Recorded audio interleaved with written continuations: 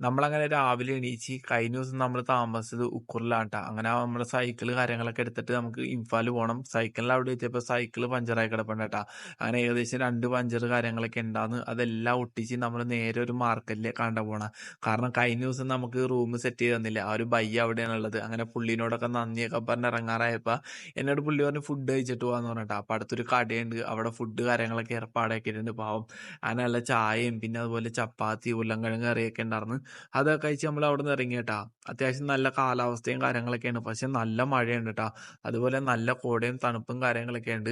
അങ്ങനെ നമുക്കൊരു സ്ഥലം കിട്ടിയിട്ടാ റെസ്റ്റ് ചെയ്യാൻ വേണ്ടി. അവിടെ കുറച്ച് നേരം റെസ്റ്റും കാര്യങ്ങളൊക്കെ എടുത്ത് കാരണം നല്ല മഴയുണ്ടാർന്ന്. അതൊക്കെ കഴിഞ്ഞ് ഒരു പുള്ളീനെ കണ്ടുമുട്ടി. പുള്ളി എനിക്ക് കുറേ സാധനങ്ങളൊക്കെ ആയിട്ട് വന്നിട്ട് അത് കഴിഞ്ഞിട്ട്.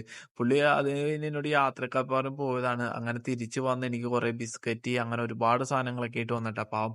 അതൊക്കെ കഴിഞ്ഞ് അവിടുന്ന് ഇറങ്ങി സൈക്കിള് വീണ്ടും കംപ്ലൈന്റ് ആയിട്ടാ. അപ്പത്തേക്കും മഴയും കൂടുകയും ചെയ്ത് ഒരു സ്ഥലത്ത് കയറി നിന്ന്.